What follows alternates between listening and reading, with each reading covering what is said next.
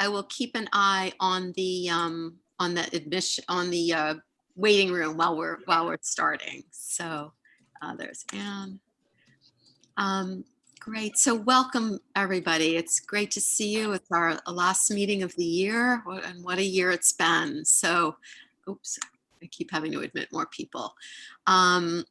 So before, as we traditionally start, we usually go around and have folks introduce themselves and just say where you're situated in time and space, and where you are, just where you're physically at. It's a way of connecting to each other.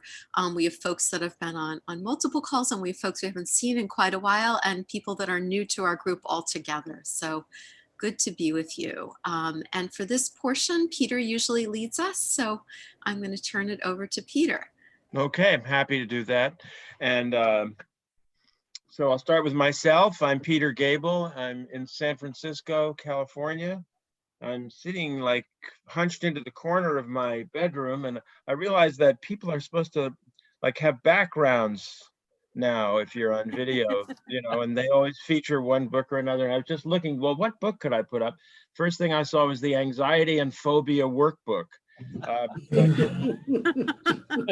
That was one period of my life. So anyway, fortunately not a current one. Okay, that's where I am. Bruce Peterson. I'm Bruce Peterson. I'm a retired judge in Minneapolis, Minnesota, and I'm in my home office. And I don't have anxiety of the workplace, but I've left those behind. And Blanca Leon. Hi, I'm in the UK. I'm just outside of London. Nice to see everyone. Great to see you. And Yudong Zhu. Hi, everyone. I'm a student of public policy at University of Maryland. My name is Yudong, or Kagu. Both names work for me. Behind me is basically snowing right now. I thought it's a pretty good background, Yeah. Nature. Great, thanks so much. Marjorie Silver. Hello. Yep. Okay. Hi. I'm sitting in our living space in East Hampton, on the east end of Long Island, where we've been holed up for. We've been holed up since. Can you hear me? Okay. Yes, we can. All right. Stu is having trouble. And there's a recording that someone's trying to steal my social security number. I hate Oh that. my God. No, it's not true. Don't fall for it if they call you. I'm sorry. So yeah, I'm out here looking at my bird feeder and the blue jays and the woodpeckers and the little birds they scare away. And I am a faculty member at Touro Law Center on Long Island, and the editor of the book inspired by PISLAP, Transforming, I always get the name wrong, Transforming Justice Lawyers and the Practice of Law. Thank you, Marjorie. Ken Alderstein. Hi, Ken Haldenstein, White Plains, New York. I haven't been here in a while. It's great to see everyone. Thank you. Wonderful. Is it Yue Ang? Hello, Yue from Oxford. Yeah, I'm at home, staying safe and staying warm. Great to have you. Well, John, you can say where you are and then we'll come back to you. Oh, but you're muted. I'm in Point Reyes Station, California, which is about an hour northwest of the Golden Gate Bridge. Okay, we'll come back to you, John. Good to see you. Stu Webb. Beautiful day in Minneapolis. Wonderful to be here. Saw a beautiful conference, UK conference on the weekend called The Primacy of Consciousness. Fantastic. Marjorie Woolcott, our major speaker, she beautiful book called The Infinite Awareness. Check it out. Marjorie Woolcott, WOOLACOTT. Over and out. Love you. Thank you, Stu. And Kim Wright, so good to see you. Let me unmute myself. Hi, I'm Kim Wright. I happen to be in Florida right now, and I'm a big fan of John Montgomery's. And And it's good to see so many familiar faces. Welcome. Elaine Quinn. Oh, I'm not muted. Hello, everyone. I'm here in dark and cold Ireland, but cozy in my house, and very happy to be here as always. Great to see you, Elaine. Perry Sedman. Yes, I am in beautiful Miami Beach. It is 81 degrees outside and the sun is shining. And I'm reading a book called Anxiety in the Home Place, which is a sequel to Peter's book. All right, Perry, thanks. Dr. Param, so good to see you in India. Yes. Please do say where you are. Yeah, this is Dr. Param teaching in Gujarat, western part of India. It's very cold here. Of course, not like the US cold, but relatively cold. We are not used to this cold, and I was not keeping well for a long time. So I'm slowly picking up, and today it is this Spice Lab meeting that made me get up and then alive and then start my life this week onwards. So I'm very happy to be a part of all of you. Thank you. Thank you. Thank you. Rand, hi. Hi, I'm Rand Rosenblatt. I'm in Philadelphia, where we're waiting for our first snowstorm of the year. Great. Great to see you, Rand. Anne. Hi, I'm in the same house as Rand Rosenblatt, and I can report because I can see out my window that the snowstorm has in fact started.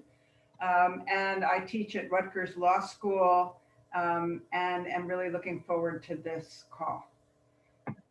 Thanks, Anne. Good to see you. Ian T. And now I don't have all the people's pictures here, so I'll just read your name. Ian T. Hey, Peter.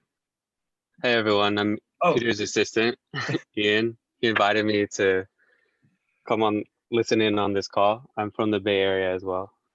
Good to see you, Ian. You too. Of course it's you. Una. Hi, I'm Una Tapper. I'm in Long Island, New York, and this is my first time participating in this meeting. Wonderful to have you. Thank you. And Maliat. Hi, my name is Molly. I just finished my first trimester of law school in San Diego, so this is my first time participating, so nice to meet everybody.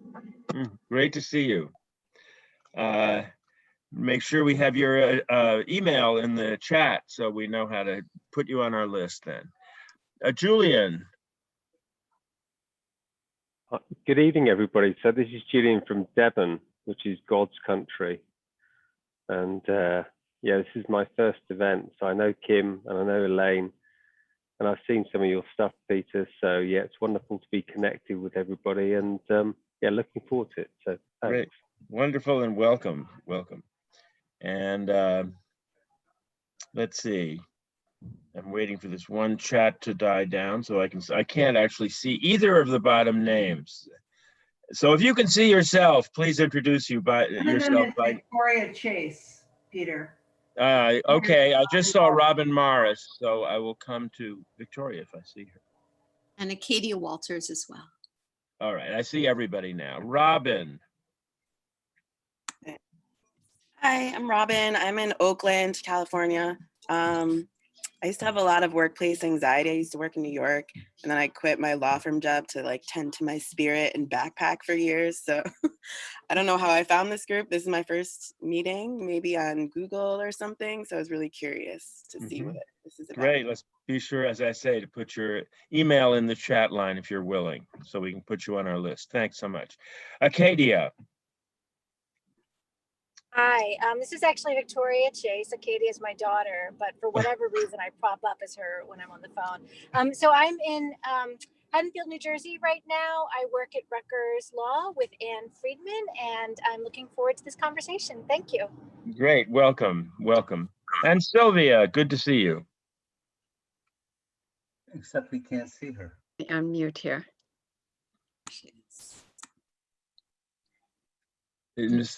Yeah, there you are. Yes, hi. Now you're muted.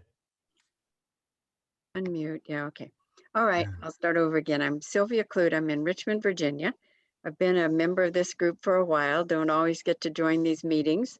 I'm sort of multitasking this morning or this afternoon, but I definitely wanted to join at least for part of it. Great to see you. Is that Thank you. everybody? Good to see you, Sylvia. Is that Thank you. everybody?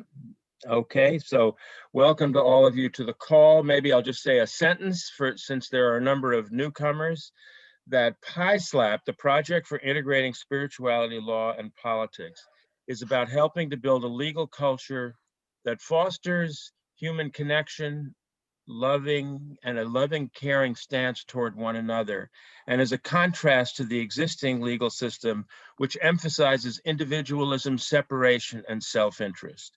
So we are trying to help imagine the legal system of the future in the present and to start to make it happen during our lifetime. Nanette, I'll turn it back to you. Thank you, Peter. Well, beautifully done.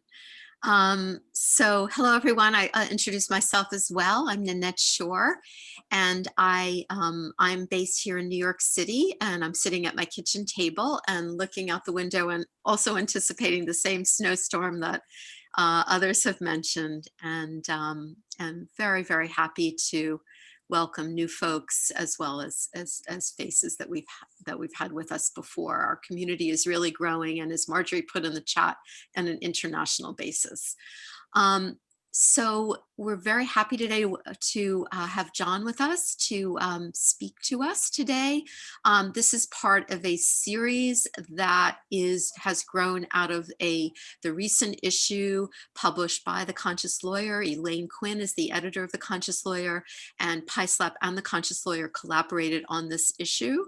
It's the first of what we hope will be other issues that we will be collaborating on together. And John was an author in the issue, and he's going to be speaking with us today regarding issues connected to law and conscious business. So I can't really capture what John's going to speak about, so I will just turn it over to John, and we will have some time after John speaks for dialogue. So over to you, John. Great. Well, hello, everybody. It's great to be here. And I thought, since we're a small group, I'll just have a conversation with you all and start with the punchline. Since this is the project for integrating spirituality, law, and politics, I'll share where I've ended up, in my life journey through the law, and in particular corporate law.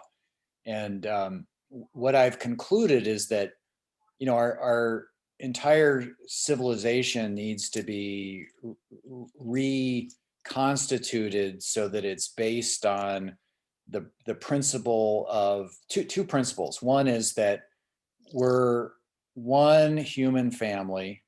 We share the same DNA, and we've got to take care of each other. We got to love each other. That's principle number one. And principle number two is that our human family shares the same common planetary home, and we've got to love our home.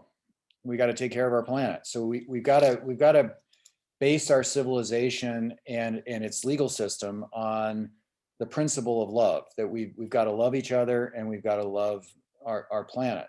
And there is no them. It's not us versus them. It's only us, and there's no over there. It's only here. We've got a global village, one human family, one shared common planetary home, and we ultimately have to reconstitute our legal systems based on those principles. So that's where I ended up. Now, Ken said that he's from White Plains, which is not far from where I grew up. I grew up in Katona, New York. And my journey to this call started as a kid because I grew up in a bipolar household, in the sense that my mom was an ardent conservationist, a liberal, a tutor of kids with learning disabilities, a lover of wildlife and nature, and instilled in me a very strong love for the natural world. My father, on the other hand, lived in the real world, which was the world of business. And, you know, that was the only reality. That was the real world. My dad started one of the first venture capital financed companies in America, Cooper Laboratories, in 1958. It was one of the first portfolio companies of American Research and Development, which was, many say, the first venture capital firm in the States. And my dad built this company into a Fortune 500 company over a 30-year career by buying and selling somewhere between 120 and 130 businesses. And, you know, I was indoctrinated with the principles of shareholder capitalism, and it was drummed into my psyche that, you know, that was the only reality. And as a teenager, intuitively, I knew that something was horribly missing from the real world. And I avoided the real world like the plague. And as an undergraduate, I was a studio art major. I got a degree in painting and drawing. And as I was working my way through school, I had several family members that had severe mental illnesses. And any of you who have hung out with artists know that you know, we live in the field of infinite possibilities, and we're kind of out there. And since anxiety is kind of a theme of this call, I felt great existential anxiety with family members having severe difficulties and being in an art department with people that were pretty far out there. So as kind of a defensive move, I applied to MFA programs to get a teaching credential and won law school. And my advisor, for some reason, wouldn't write me a recommendation for the MFA programs that I wanted to apply to. So I didn't get in. And I got into the one law school that I applied to and ended up being a very reluctant lawyer. I found the first semester of law school to be very stultifying, and I wanted to quit after the first semester. And the dean basically said, look, you can quit, but if you ever decide to go back to law school, you'll have to repeat the first semester because you only get credit for it if you complete the full year. So I hung in there. Anyway, long story short, I followed my intuition and I ended up back in Silicon Valley. I ended up working with startup companies, which for somebody who's creative was one of the more creative niches in the legal profession around, because in my 30-year career in Silicon Valley, I represented 1,000 or so startups, founding teams from all over the world, different technologies. You know, every startup company is a comedy, a tragedy, a short story, a play, a serial.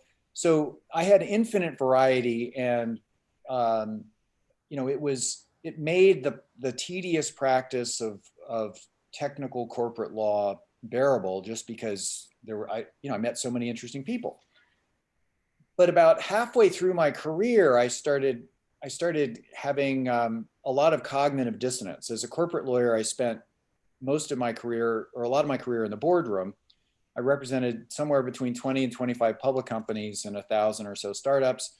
And a lot of them, I was the corporate secretary, so I'd go to the board meetings. And in the 90s, my semiconductor clients started moving their fabs from the United States, first to Taiwan, and then to the People's Republic of China.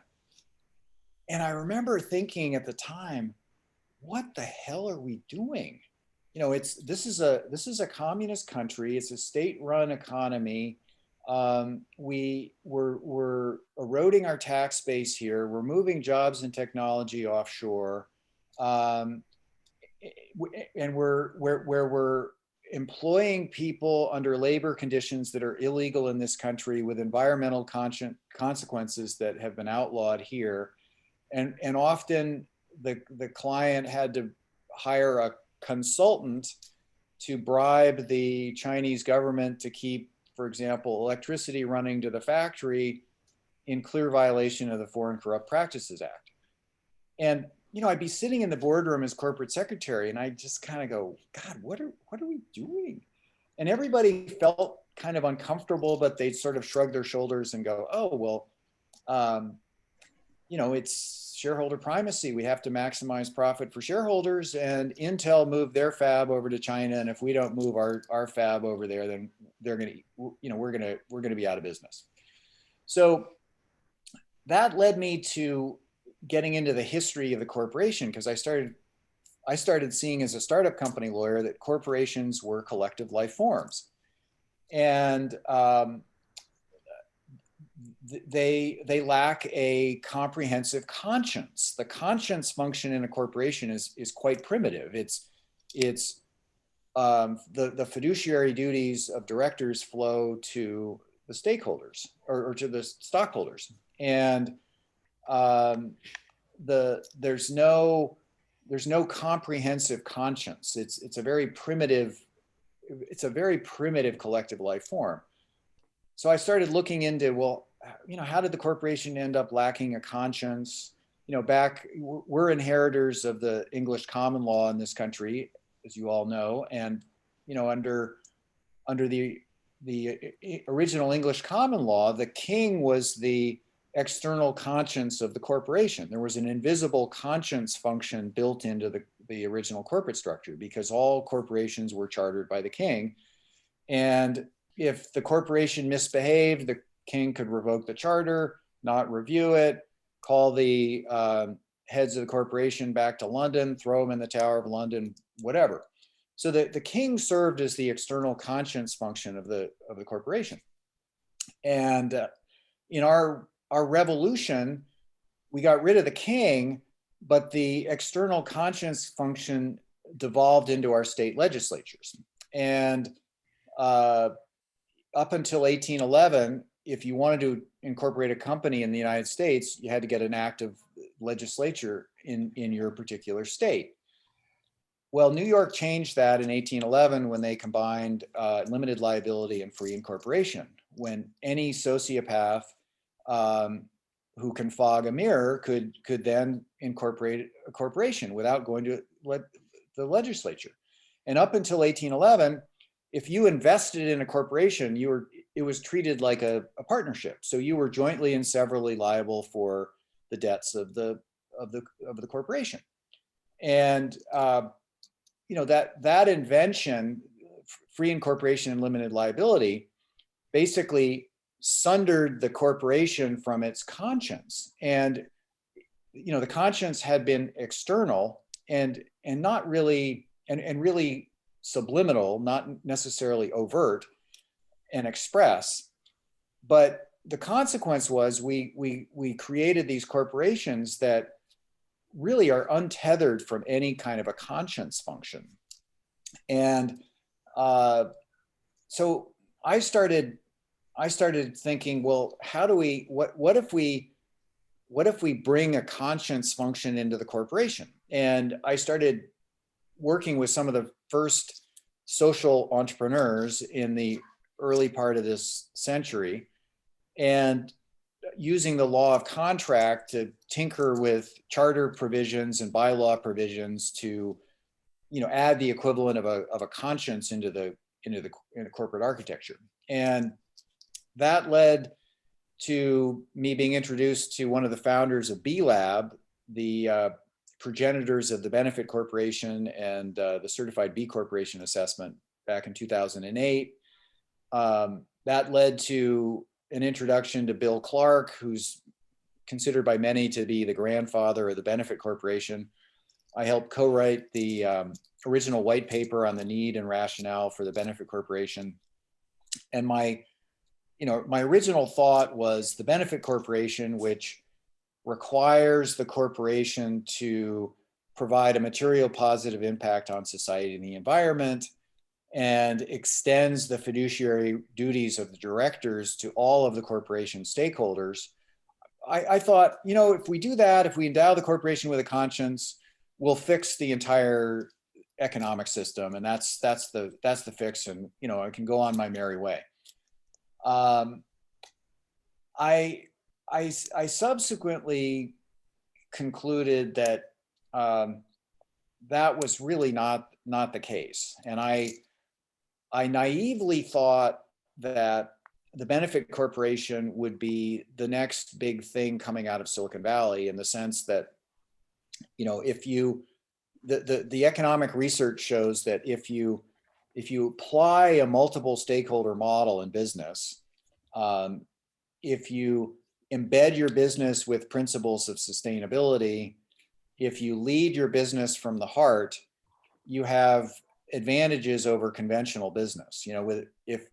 If you lead your business from the heart, you have about half the employee turnover, huge savings. Bob Eccles at Harvard, his research shows that if you embed principles of sustainability into your business, you'll have 5 points per year greater return to investors than a conventional business.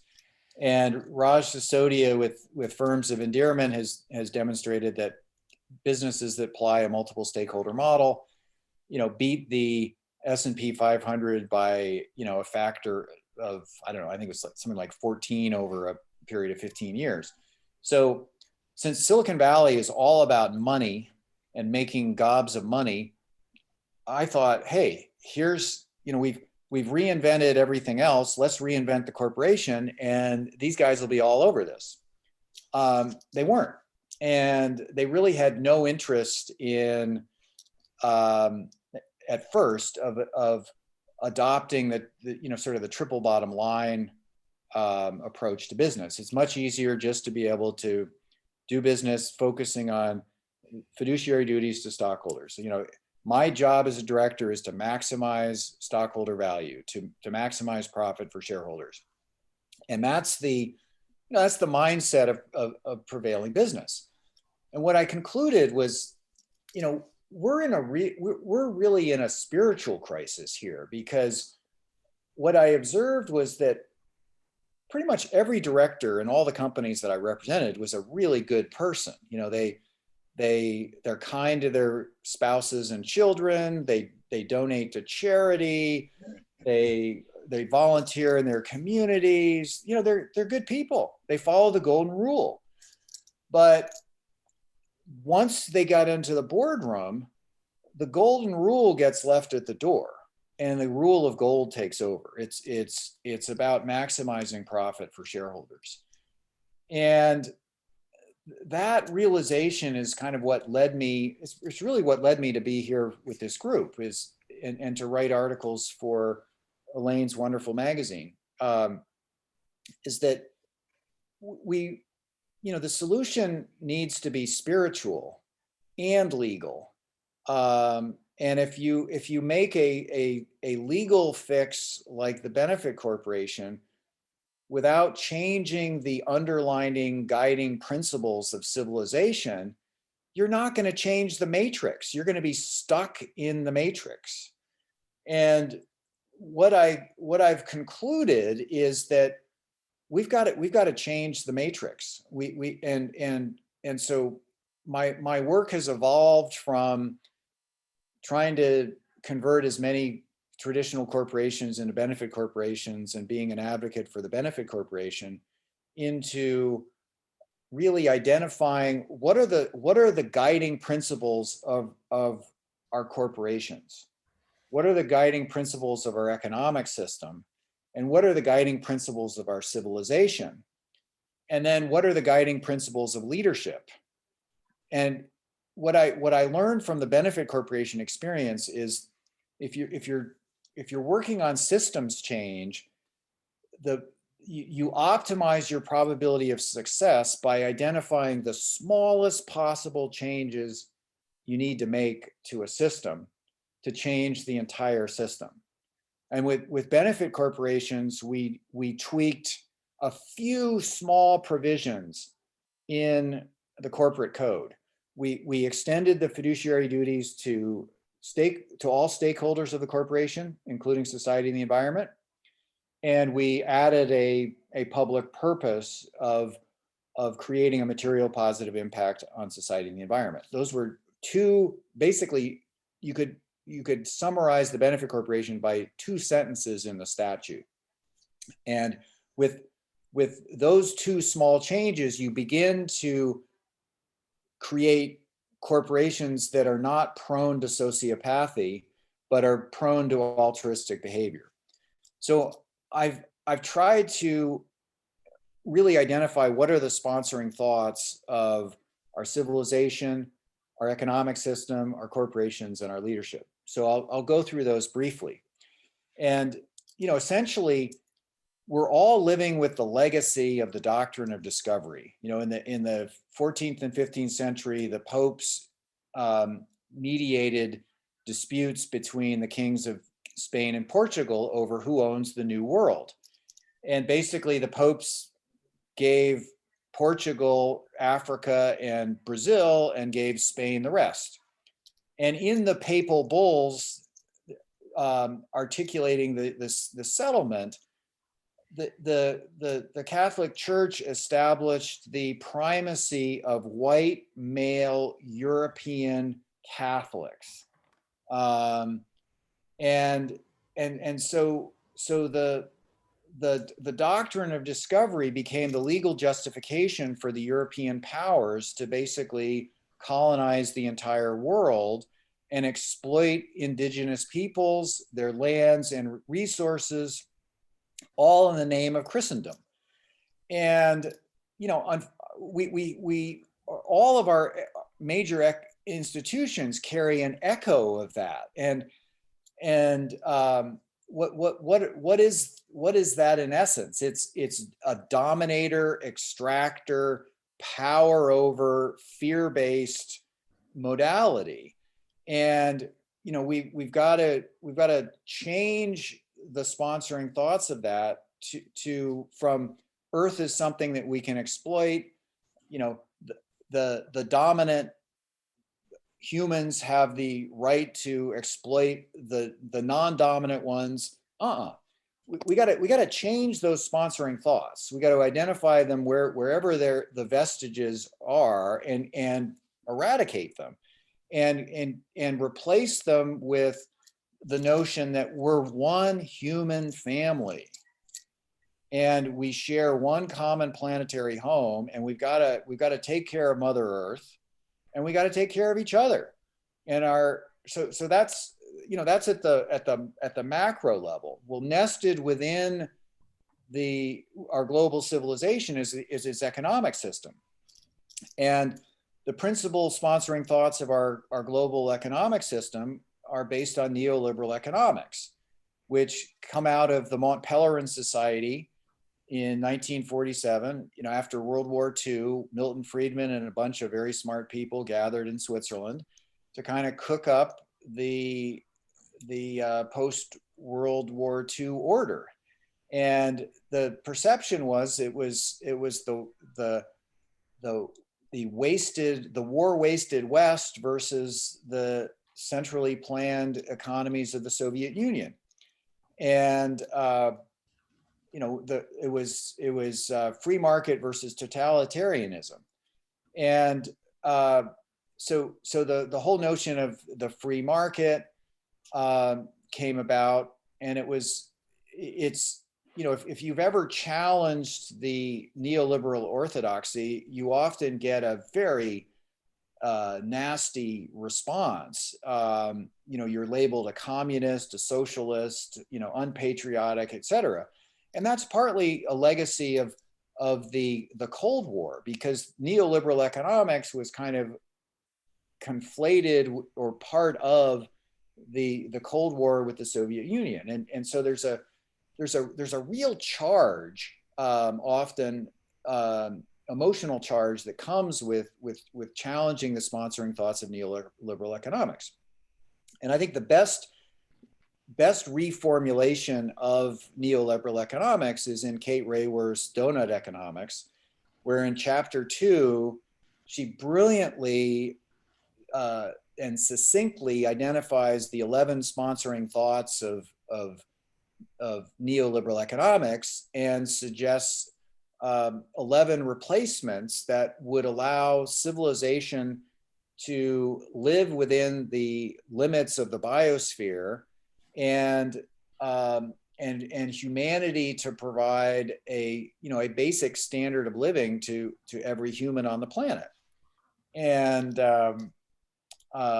so I think that's on an economic system level, we need to change the sponsoring thoughts of the economic system. And who are the most powerful players in the economic system? Corporations.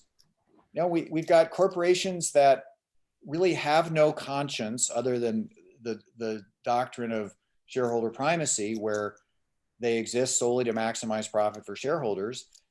And they really don't give a damn about society and the environment. It's all about maximizing profit. And our multinationals are even worse because they have largely transcended the nation state. So we've created these collective life forms like Google and Facebook, some of these companies that Amazon, they really owe allegiance to no sovereign, and they're multinational.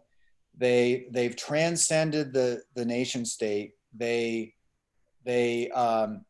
engaged in a race to the bottom. They look to avail themselves of tax treaties and tax havens, and they engage in the international arbitrage of labor and environmental controls and all the rest of it. So they look for the least expensive labor, the least regulated environmental stuff, et cetera, et cetera, et cetera.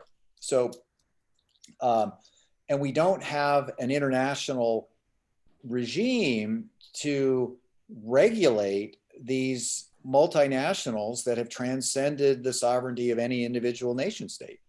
And then the final area that I want to talk about is just leadership. Our predominant style of leadership is not empowering. It's dominator. It's power over, and it's fear-based. And the neuroscience, Paul Zak at the Claremont Graduate Institute has done research on this. And basically, it shows that when we humans, surprise, surprise, work in environments where we're loved and trusted, we're twice as productive, twice as happy, and we have job tenures that are twice as long. We have half the employee turnover. And so what we need to do is change, we need to train leaders that can courageously lead from the heart and create a world where that's based on love for each other and love for our planet. So I think that's kind of an overview or some summation of the article that I wrote in the last issue of The Conscious Lawyer. And I think I'll stop there. That was quite a stream of consciousness, and I gave you a lot of information, and I'd like to just open it up for questions, discussions, or however Nanette and Peter would like to proceed. Great. Thank you so much, John. A lot of great food for thought there for sure. So I actually, maybe I'll just kick it off with a quick question. We always hear this notion that corporations are legally obligated to enhance the bottom line. But it was never clear to me that that's actually a legal obligation, or it's just a a supporting concept that people sort of have adopted as true. So I wondered what your interpretation of that is. Well, you know, Lynn Stout, our deceased friend from Cornell, wrote about the myth of shareholder primacy, and her book and her work precipitated a response by Chief Justice Leo Strine of the Delaware Supreme Court, who gave Lynn the most kind and skillful public evisceration of her arguments that I've ever seen.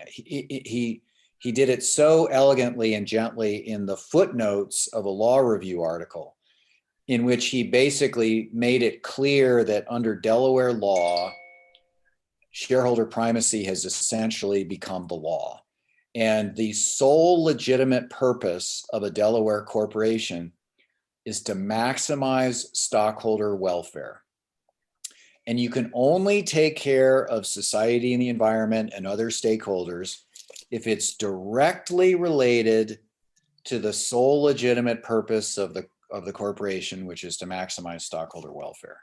So yes, there's been a debate as to whether that really is the law. Lynn Stout put together a valiant argument, but I think, you know, if I were going to choose sides, I would go with the Chief Justice of the Delaware Supreme Court over Professor Stout. John. So folks, I'd like to open it up for people's questions, comments, reflections. I have a question. This is Bruce Peterson. Thank you, John. That was really very interesting. I've experimented and gotten to know some people in benefit corporations who are operating on a small scale and doing really good things. I'm nervous about it ultimately giving boards of directors of international corporations even more power, in the sense that right now we know at least what they're obligated to do and we can deal with it. Yep. I don't particularly want, I guess, you know, these guys make all this money, then they start foundations and give it away. I guess they can do that anyway, but I don't want the board of directors deciding what's good in the world and then pouring their money into that. Do you have a thought about that? Yeah. I don't know if you all are familiar with Professor Joel Bacon from the University of British Columbia. He wrote the Corporation back in, I don't know, 2002 or something, and he had a documentary film, the Corporation, came out in about 2003. And his conclusion was that, you know, if you did a psychological analysis of the corporation, you would conclude that it's a sociopath. And his new book is, I just got a copy of it and I'm about halfway through. I can't put it down. It's called The New Corporation, and he talks about how the corporate world wants to hide behind benefit corporations, B Corps, good corporations, ESG, et cetera, to get out of being regulated by us, the people. And he makes a really good case that there's a real danger that the corporate oligopoly will seize the mantle of benefit corporations, B Corps, ESG, et cetera, sustainability, and try to demonstrate that they can, like we in the legal profession can self-regulate with our codes of ethics and et cetera, that corporations should be left alone because they're now good and they can regulate themselves. And you know, Joel doesn't buy this at all. He basically is saying that the emperor has no clothes, that underneath all the rhetoric, the corporation is still a shareholder primacy based vehicle that is there to maximize profit for shareholders. And it will, to do so, it will engage in greenwashing or whatever, and use this as a way of getting rid of even more regulations so that they can, you know, just be left alone to maximize profit. So what do you think?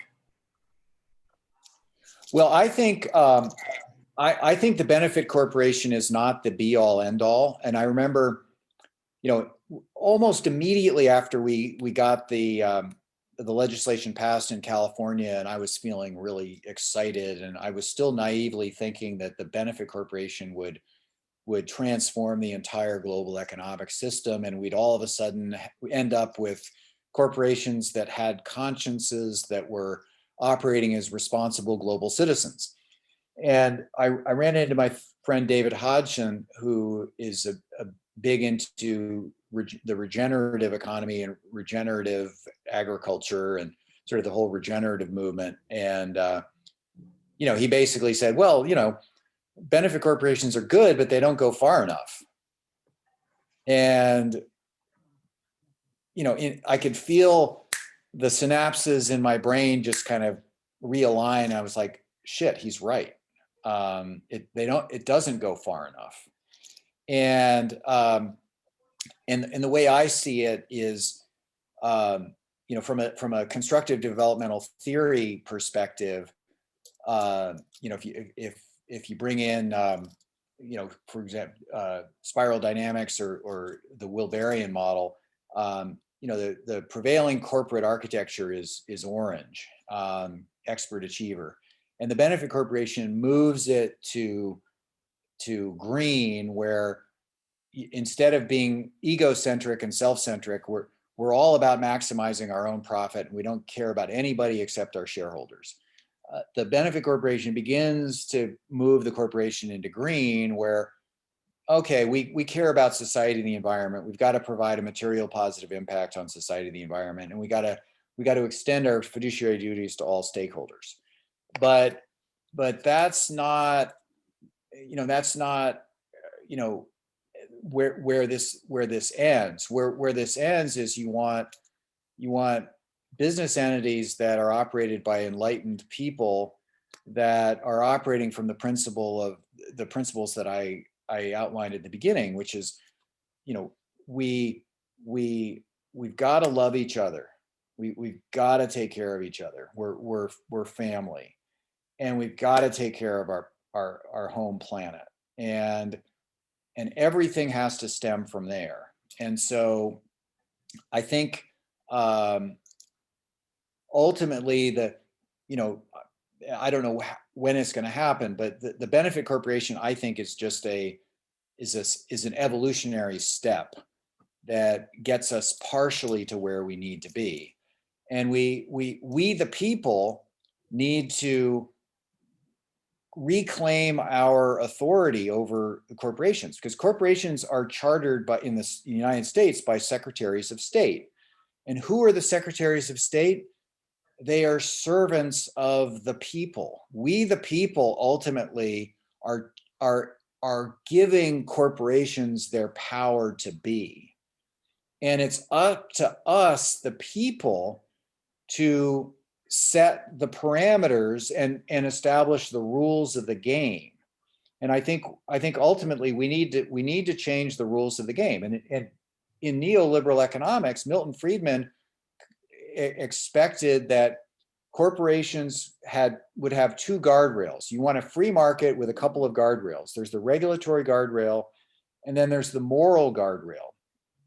And Milton Friedman assumed that the core values of the greatest generation that won World War II would prevail. And he wasn't anticipating that in the 1980s, Ronald Reagan and Margaret Thatcher would come along and throw out those values and elevate greed to a virtue. And, you know, so anyway, I think the corporation, the benefit corporation, will continue to evolve. We, the people, need to take our power back and really decide re-engineer the rules of the game so that the game produces the desired outcome. Are we taking care of each other, and are we taking care of our planet?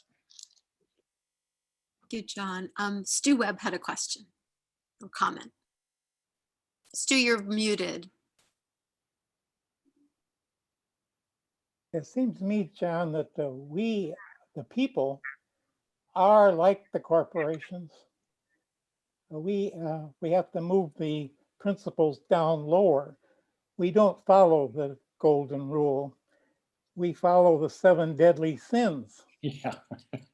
And we need to do the golden rule, but that means we don't do it in our heads. We have to learn to do it in our hearts. Yeah. And so there's a shift that's going on in the world. There's a shift from our individual separation into a higher feeling of consciousness, just a change of beliefs. Yeah. Not a big deal. But if we don't make the change, we do have the fear and the love duality in all of us from our individual separate selves. And that's what creates, when we go to the corporation, the same thing happens. Unless we have that coherence of heart and mind that changes who we are. And this is the shift that's going on in the world. And what we hope there's going to be a tipping point at some point in that shift that's going to make it so that we don't have to do this on an individual basis, but right now we each have to do that to the best of our can. Yeah.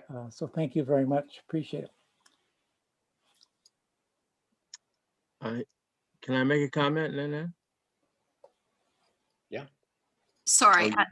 Sure, Peter, and then Dr. Param after you. Okay. Well, Stu, just to stay with that for a minute. So the shift has to be in our hearts. In order for it to be in our hearts, we have to have spiritual practices that help us overcome our fear and our conditioning to remain in this separate space that allows us to flow into the space of the other. You know, I was going to say in response to you, John, that one problem with changing the concepts or the thoughts that people have, no matter how positive, is that doesn't necessarily translate down to make people's willingness to make themselves vulnerable to other people. You know, my partner is a union organizer, and there are many corporations that claim to represent the family, want the corporation to represent the values of the family. The one thing they don't want is a union. Because they don't want to actually risk creating a workplace community that has authority, not in terms of crude power, but moral participation and the whole of oneself in the workplace process, because they're afraid, I believe. And so I just say this means practices are needed that foster this kind of human connection, which is one reason we focus so much on restorative justice in PISLAP and on transformative mediation and experiences of being with others that overcome our fear. Yeah, no, I mean, ultimately, Peter, we need to have a developmental civilization, and we need to provide people with with the tools to tame their minds and manage our limbic systems so that we can be present, and we can live with fear. And to your point, Stu, ultimately it's all about consciousness. It really is. It's about consciousness, and it's the choice between love and fear. And those in power don't really want us to figure out the neurological hack that spiritual traditions provide to help us transcend the fight or flight response in our limbic system. I mean, we're predated creatures. You know, we don't have fangs and we don't have claws, and we are walking danger detectors. We're like horses. We have very, very sensitive limbic systems that are easily triggered. And we need to empower humanity with the tools to transcend or make friends with or live with our limbic system, so that we can get back to center when our sensitivity to danger gets triggered, so that we can abide in the heart and sense and respond to reality rather than react to it out of fear. There's really a shift beyond duality, John. Our duality is love and fear. Yeah. And our world is filled with fear. And in the duality, you can't hold the love side. The love side is too subtle. Look at the news, we're into fear. Yeah. And we're into money, we're into insecurity, we're into desires, we're into selfishness. But there is a shift, because consciousness itself is love. It is not love and fear. No. And the shift that happens is we shift to consciousness. Everything else is just a change of beliefs. Yeah. It's not any big deal. Well, Dr. Param, you said Dr. Param I was a had Buddhist for question. 20, 30 years of practice, and they told me maybe in 20 lifetimes I would be able to have consciousness. You know, it was a time thing. Quantum mechanics says it's now. Yeah. And so we need to take a look at that we can make this shift in our minds. That's all it takes. Yeah. That close. Yeah. I know Dr. Param wanted to come. So yes, Yeah. everyone, if folks could hang in there just a little bit longer, we're going to take Dr. Param, and then Yue had a question, and then we'll wrap up. Okay, so Dr. Param. Yeah, just following what Professor Peter has said and what Stuart has said. If everything can be achieved, the two principles which John told, the principle of love and the principle of unity, if that can be achieved by mind, if that can be achieved by altering the mind consciousness, then it is very easy thing. But the very fact that we are not able to achieve it is precisely because the power of unity and love is above the mind or outside the realm of mind. That is where the spectrum of larger consciousness looms. Once we get to that, of course, there are processes to reach that, the meditation and the techniques. Once we reach that, then the mind easily gets influenced. Once the mind gets easily influenced, then our emotions and our senses and all the lower levels of the human nature, the five senses and its reactions, the individual and the social and the collective, they all automatically fall in place. So the trick or the strategy or the secret is to shift fundamentally into a different zone of consciousness. Otherwise, if everything can be done by the mind, by altering ideas or replacing structures and all those things, it will only be, again, a mental gymnastic. It won't reach us anywhere. That's what I feel. Yeah, you'll just be rearranging the deck chairs on the Titanic. Yeah. Yue, you'll be our last commentator for today.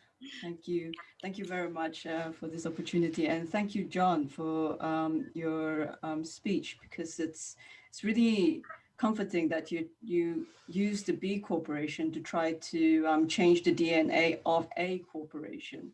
And as educators, we're trying to tweak that type of what to tell our students, in the sense that a corporation is simply a vessel to which there is competition between two interests, shareholder primacy, and then when a corporation falls into trouble, such as and fall into insolvency, then the stakeholders or the creditors would prioritize. So it's just this vessel, and whoever gains power depends on the state of the corporation, which made me think about a paper in the sense of what is your view on solvency? Because insolvency law kicks in when a corporation is in trouble, failing the balance sheet test, or the other one, which I cannot remember at the moment.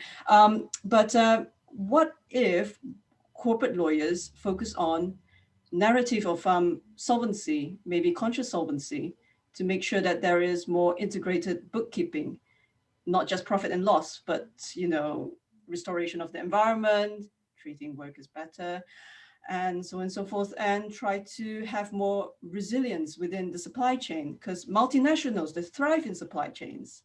I'm sorry, I'm nerding out on this, corporate speak at the moment, but these are the factors that, sustainability falls into this type of efficiency trap where some lawyers, corporate lawyers, we want to be sustainable, but we still fall into this, like you said, the matrix, and that's the efficiency trap.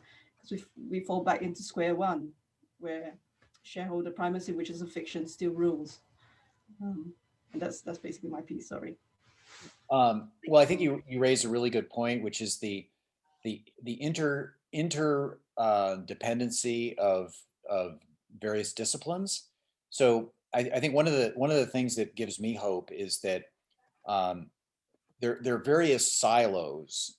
There are a whole bunch of us around the world, you all included, that are working to co-create a civilization that works for all and preserves our home planet. And I was in the legal silo for a long time. If we change the DNA of the corporation, that'll change everything. And then I realized, that's a partial solution. Well, what I discovered is there are accountants that are working on multiple capital accounting systems. Mark McElroy with the multiple capital scorecard, for example. The Reporting 3.0 folks in Amsterdam.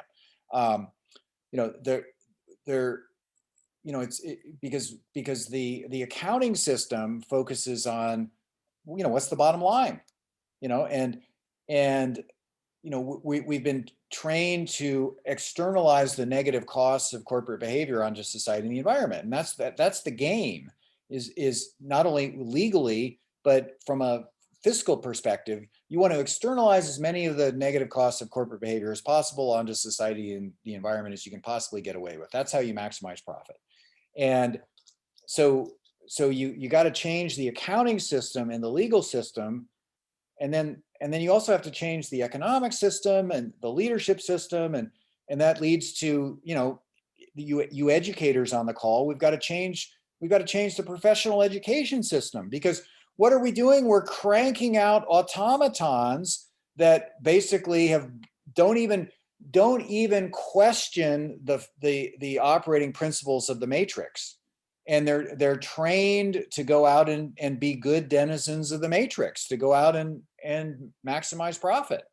And so when you really look at it from a systems perspective, there are lots of silos. And what I'm really excited by, and this is another example of this, is we're starting to have conversations and collaboration among the various silos, which I think is very, very exciting, so that those of us that have been in our solitary silos are beginning to communicate across silos to really do the Buckminster Fuller move, which is, create an alternative reality. And that's, I think that's very exciting.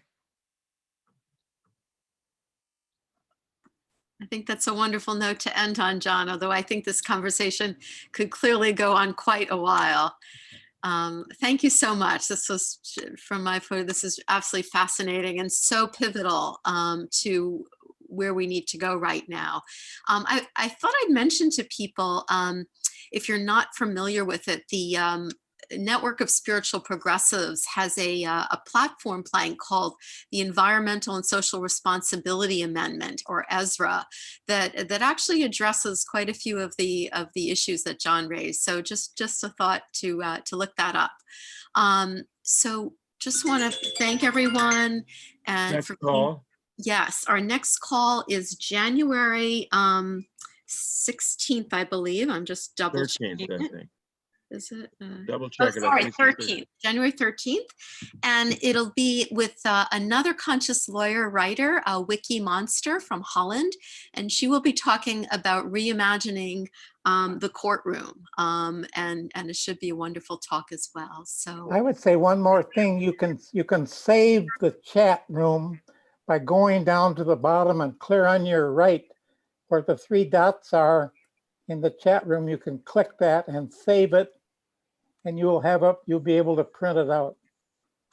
Great. Thank you, Stu.